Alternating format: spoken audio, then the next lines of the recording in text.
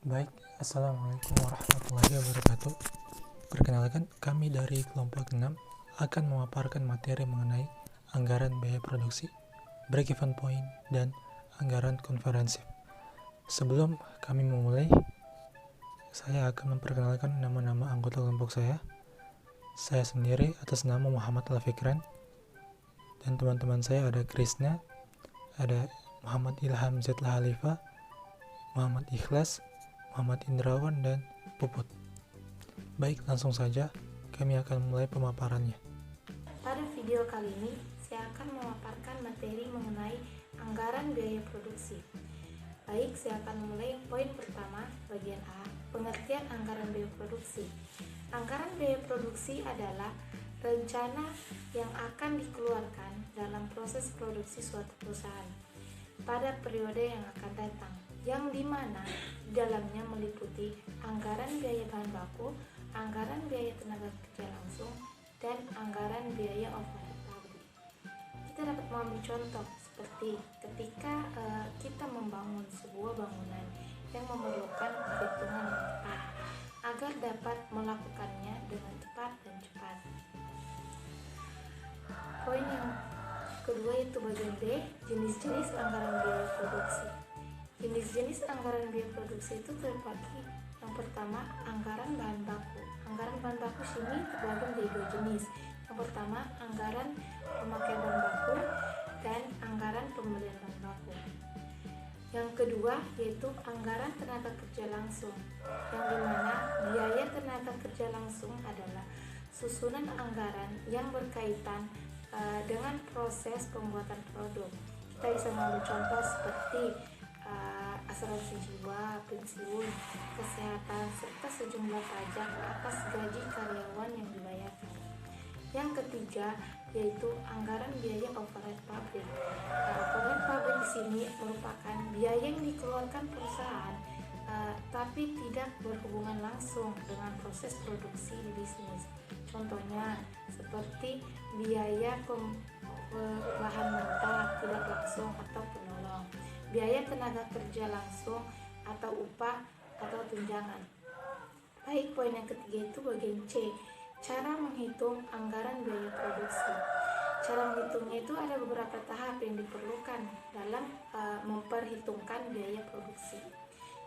Tahap yang pertama yaitu di mana bahan baku digunakan sama dengan saldo awal bahan baku ditambah pembelian bahan baku dikurang saldo akhir.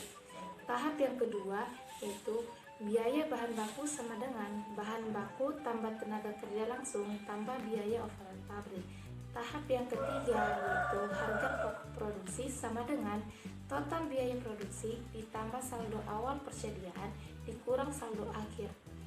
Tahap yang keempat yaitu harga pokok penjualan sama dengan harga pokok produksi tambah persediaan barang awal dikurang persediaan akhir. Baik, selanjutnya saya akan menjelaskan mengenai break-even point. Break-even point atau titik pulang pokok yakni keadaan suatu usaha ketika tidak memperoleh laba dan tidak pula rugi. Untuk keperluan analisis break-even point perlu mengetahui tentang revenue, cost, dan net profit. Dengan break-even point, maka pebisnis dapat mengambil keputusan yang berkaitan dengan pengurangan atau penambahan harga jual, biaya, dan harga. Fungsi analisis break-even point pertama mengetahui jumlah penjualan minimal yang harus dipertahankan agar perusahaan tidak mengalami kerugian. Kedua, mengetahui jumlah penjualan yang harus dicapai untuk memperoleh tingkat keuntungan tertentu. Ketiga, mengetahui seberapa jauh berkurangnya penjualan agar perusahaan tidak menderita kerugian. Dan keempat, mengetahui bagaimana efek perubahan harga jual, biaya, dan volume penjualan terhadap keuntungan. Analisis break-even point dapat memberikan hasil yang baik jika dapat memenuhi beberapa asumsi. Pertama, perilaku penerimaan dan pengeluaran dilukiskan dengan akurat dan bersifat linear sepanjang jangkauan pebisnis yang relevan.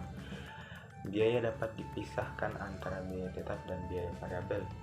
Efisiensi dan produktivitas tidak berubah, harga jual tidak mengalami perubahan, biaya-biaya tidak berubah, bauran penjualan konstan, serta tidak ada perbedaan yang signifikan antara persediaan awal dan persediaan akhir. Contoh bagaimana cara menghitung break even point. Nah, soalnya yaitu sebagai berikut. Sebuah perusahaan yang memproduksi smartphone ingin mengetahui jumlah unit yang harus diproduksinya agar dapat mencapai break even point atau titik impasnya.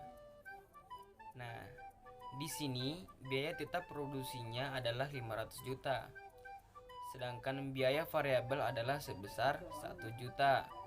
Sedangkan biaya harga jual per unit yaitu sebesar 1.500.000. Nah, pertanyaannya, berapakah unit yang harus diproduksi agar dapat mencapai break even point atau titik impasnya? Nah, cara kerjanya yaitu sebagai berikut. Diketahui bahwa biaya tetap produksi adalah 500 juta. Biaya variabel per unit adalah 1 juta. Sedangkan harga jual per unit adalah 1.500.000. Nah, rumusnya yaitu BEP sama dengan biaya tetap produksi per dalam kurung harga jual per unit kurang biaya variabel per unit. Nah, penyelesaiannya yaitu BEP sama dengan 500 juta per dalam kurung 1.500.000 kurang 1 juta. BEP sama dengan 500 juta per 500.000. Nah, BEP sama dengan 1000 unit. Jadi perusahaan ini harus dapat membuat produksi smartphone sebanyak 100.000 unit untuk mendapatkan break even point atau titik impasnya dalam bentuk unit. Saya kira itu saja. Terima kasih. Baik, yang berikutnya adalah anggaran komprehensif. Yang pertama, pengertian anggaran komprehensif, di mana anggaran komprehensif merupakan anggaran dengan ruang lingkup yang menyeluruh. Aktivitas yang tercakup dalam anggaran komprehensif mencakup seluruh aktivitas perusahaan, baik dalam bidang pemasaran, produksi, keuangan, dan administrasi. Penyusunan anggaran komprehensif akan mendatangkan manfaat berupa adanya pendekatan secara sistematis terhadap kebijaksanaan manajemen serta mempermudah diadakannya evaluasi tujuan akhir perusahaan secara kuantitatif. Dengan menyusun anggaran komprehensif juga membantu fungsi pengawasan menjadi lebih dinamis terhadap pelaksanaan kebijaksanaan manajemen.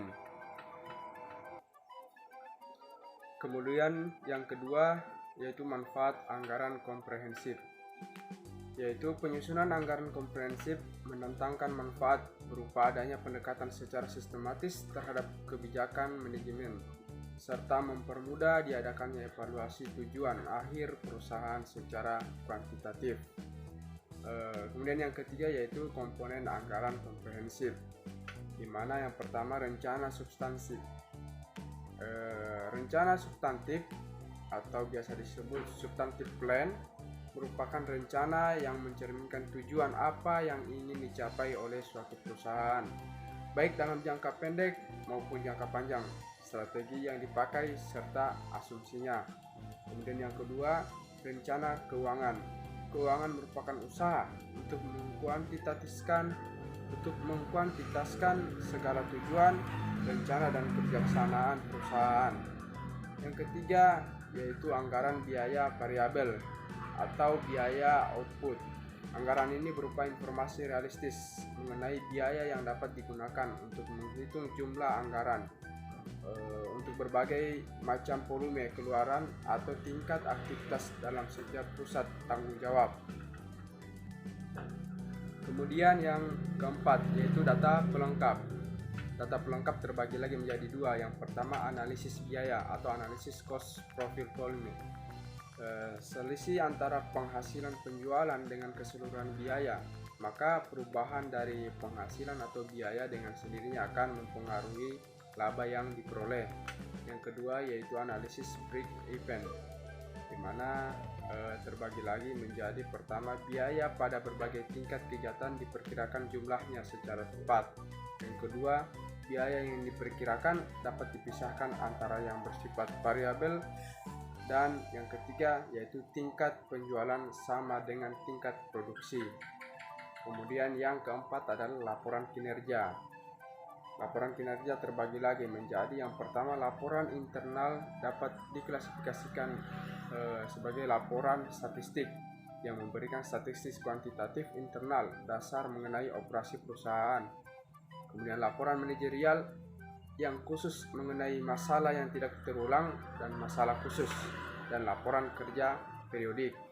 Dan yang berikutnya atau yang kelima adalah tindak lanjut, tindak perbaikan, dan laporan perencanaan ulang, yaitu menentukan sebab apa yang mendasari terjadinya suatu akibat sehingga dapat menentukan langkah apa yang akan dilakukan selanjutnya agar tepat dan tepat. D, yaitu persyaratan anggaran komprehensif. Yang pertama, manajer telah menentukan pokok-pokok kebijakan atau rencana jangka panjang. Yang kedua, manajer telah menetapkan pentahapan realisasi rencana jangka panjang ke dalam rencana jangka pendek secara kesinambungan. Yang E, komponen anggaran komprehensif. 1.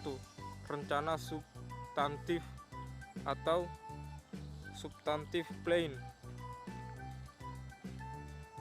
di mana substantif plan merupakan rencana yang mencerminkan tujuan yang ingin dicapai oleh suatu perusahaan, baik dalam jangka pendek maupun dalam jangka panjang, strategi yang dipakai, serta asumsinya.